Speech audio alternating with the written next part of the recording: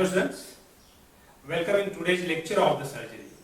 In today's lecture of the surgery, we are going to see the another topic, that dislocation of the elbow. In last lectures we have seen the dislocation of the shoulder joint. There is both acute dislocation as well as the recurrent dislocation of the shoulder. Now we will see the dislocation of the elbow. It is also one of the common joint which usually gets dislocated, isn't it? So what is this mean by? Shoulder, the elbow, the definition, it is the displacement of articular surfaces of the elbow joint when they are separated. Due to any injury, when the articular surfaces of the elbow joint, they get displaced when they are separated due to the trauma, then it is called as the dislocation of the elbow joint. It is common in adults. It's common in adults. It's not found in children, very rarely found in children. If found in children, it will be the pull of the elbow. Pull elbow will be there in the children's adult. But the dislocation, it will be common in the adults, because in the adults, the articular surfaces of the bones are the strong as compared to the capsular ligament or ligament of the elbow joint. While in children's, the capsular ligament and the ligament of the elbow are stronger than the bone, and this will cause, same injury will cause, where in the children's, the fracture of the bone instead of the dislocation. But this dislocation, it is common in the adults. It is common in adults. Then the causes of the elbow dislocation, there are the two causes are there. The most common cause is the first one, that is, it occurs mostly from falling on the outstretched hand. Falling on the outstretched hand. Falling on outstretched hand. It is a common injury which causes, in most of the cases, the dislocation of the elbow joint. Same injury, as already stated here, the same injury in the children causes the fracture of the supracondylar region of the humerus, or supracondylar fracture of the humerus. So same injury in the children causes the supracondylar fracture of the humerus. The second cause, the most common cause of the dislocation of the elbow is the fall on the outstretched hand. When the person falls on the hand and fall, the force will traverse here, and it will stuck where? At the elbow, and causes the dislocation. Then second cause, it may also occur in the automobile accident. In automobile accident, that is in a car crash. But this injury is rare. So these are the causes of the dislocation of elbow. Types of the dislocation of the elbow. There are the four types of the dislocation of the elbow. These are, number one, the posterior dislocation. Number one is the posterior dislocation, where the person fall is on the flexed elbow, semi-flexed elbow, and with outstretched hand, or on the outstretched hand, it causes the posterior dislocation. So this in this X-ray, it shows that posterior dislocation. Posterior dislocation. It is the commonest type of the dislocation. Posterior dislocation of the elbow is the most commonest type of the dislocation. Second one is anterior dislocation. Anterior dislocation is the second one. It occurs from the falling on our hand when elbow is extended. Where extended means force of direction will be travel anteriorly and causes the anterior displacement of the articular surfaces, producing the anterior dislocation. See in this figure, anterior dislocation. Anterior dislocation. The next one, the complete dislocation. Complete dislocation. The complete dislocation is where articular surfaces are completely displaced, goes away from each other completely. There is no articular relation in between the articular surfaces. It's called the complete dislocation of the elbow. And fourth one is a partial dislocation. Means where the displacement occurs, but some connectivity is there in articular surfaces, they are not completely displaced. Suppose that displacement is there, where some part gets displaced and some part remains intact there. because the articular surface are in approximations, some partial. It's called partial dislocation. Why in complete dislocation? In complete dislocation, the articular surfaces here, they are completely separated from each other. Completely separated. While here, in the partial, they are not completely separated. This partial dislocation is also called as a subluxation. Subluxation. So these are the types of the dislocation of the elbow. First one is the posterior dislocation, as you see in this X-ray. Second, anterior dislocation. It will see in this X-ray. Here, their bone are anteriorly displaces, and then third one is complete dislocation, where these bones are completely separated from each other, articular surfaces. While the fourth one is the partial dislocation or subluxation. Here, the bones are displaced but not completely separated. Articular surfaces are not completely separated from each other. So these are the types of the dislocation of elbow. The next, now clinical features of the dislocation of the elbow. The clinical features are, the number one, the patient is adult. The patient is adult. Means, as you have seen already, it is common in the adult, very rarely occur in the children are there. Then history of injury. That's either falling on the outstretched hand or in a automobile accidents. Then pain in elbow. It is severe. There is severe pain in the elbow. The fourth one is swelling of the elbow joint. This is a prominent feature. So considerable swelling of the elbow will be there. Then inability to move the elbow, or there is a loss of movement of the elbow joint. Complete loss of the movement of the patient cannot do the movement of the elbow. That's inability to move the elbow joint. Then deformity. It is a characteristic feature of this one, that to diagnose the dislocation. In posterior dislocation, there is a posterior bend or angulation, which is commonest one dislocation. Which one? Posterior. So there is a posterior bend or the angulation, or you can say there is a what? A posterior prominence here. The posterior prominence is there. The next one, bruising is present. Bruising is present, isn't it? Contusion wound, contusion there, bruising. Then warmth may be present due to inflammation, or the bruising injury. Warmth may be present.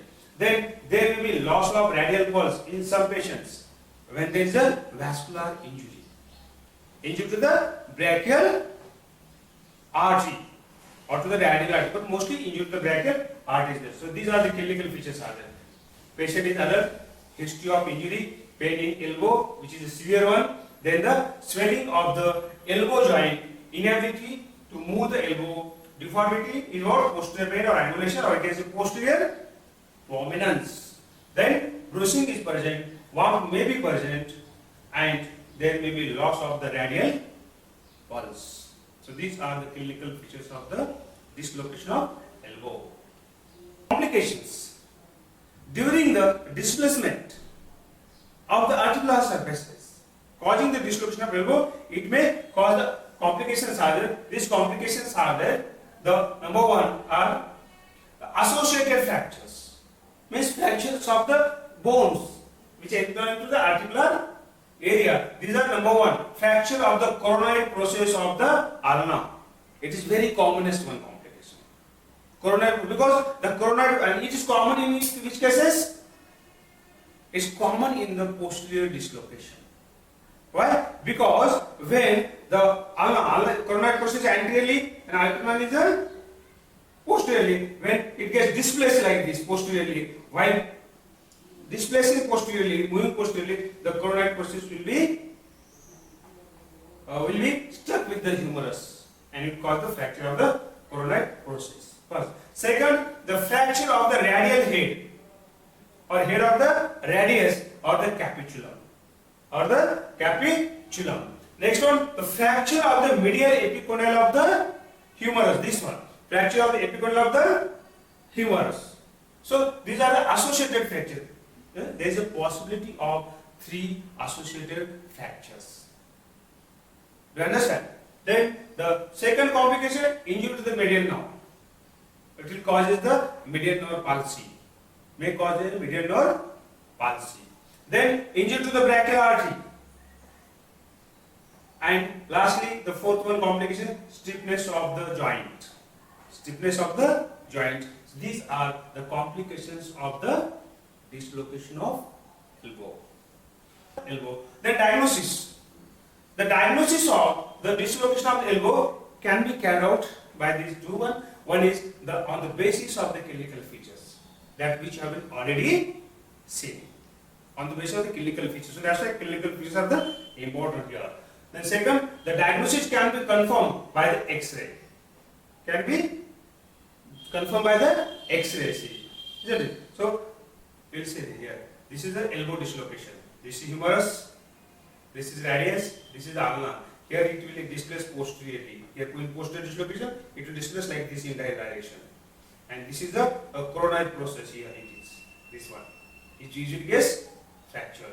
Here it is head of radius. This one.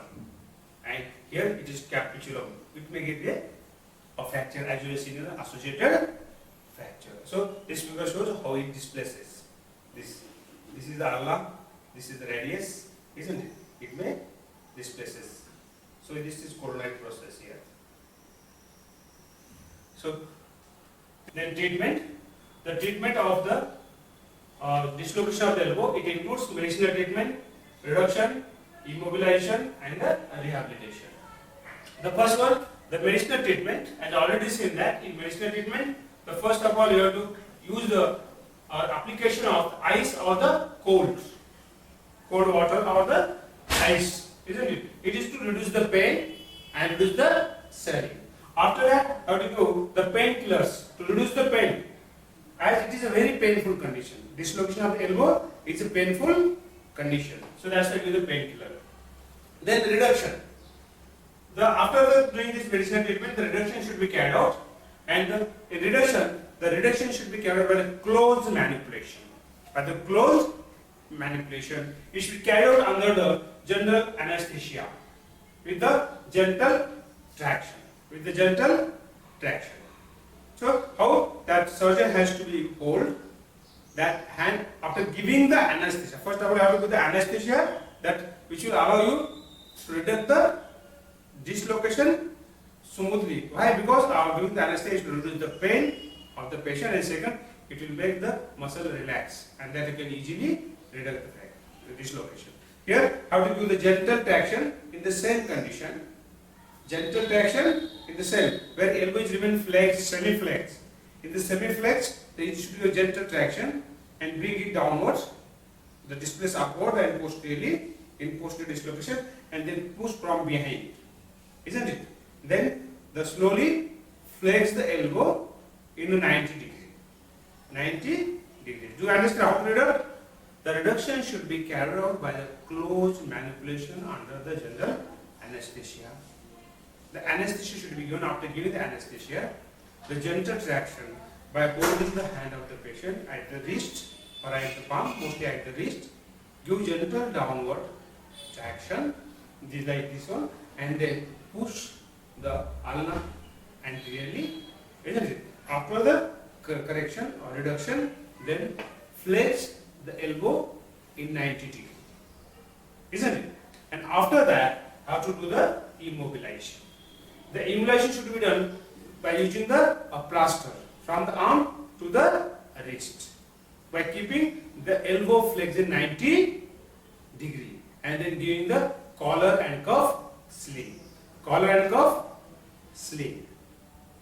Isn't it? And this immobilization should be continued for 3 weeks. 3 weeks. So proper immobilization should be carried out for the 3 weeks. And after that, the immobilization is continued. Then the rehabilitation. The rehabilitation is very important. So that's why you should be set up the rehabilitation program. So what the patient should be enrolled in a rehabilitation program after complete healing to regain strength and the range of motion of the elbow. Means what? After the discontinuation of immobilization, how to do the rehabilitation by advising the exercise of the elbow to strengthen the elbow. The second, the proper movements that to allow or restore the range of the movements of the elbow, because the chances of stiffness of the elbow after the dislocation or after the immobilization. So that's how you have to get rehabilitation. Then strengthening exercise should be started after the healing. As soon as the healing occurs after dislocation of elbow, then strengthening exercise should be carried out, which strengthen the muscles around the elbow, ligaments around the elbow, that we should prevent the recurrent dislocation. Then the elbow can be taped with support after returning to the sports. This is for the athletes or the sport persons. So tape should be when even after the discontinuation of the immobilization after the 3 weeks, after doing the rehabilitation, and when the sport person want to retain at ground, so at that time the elbow should be taped down. Isn't it? The tape should be wrapped around the elbow to support the elbow, because the chances of the recurrent dislocation of the elbow is there. Isn't it? So this treatment should be carried out of the dislocation of the elbow. Medicinal treatment, reduction, immobilization, and the rehabilitation. Isn't it? Hope that you understood the dislocation of the elbow. Watch the lecture carefully. If you have the queries, so you can share with the machines. Isn't it? I will try to correct your queries in next lecture. Okay. Thank you for watching the lecture.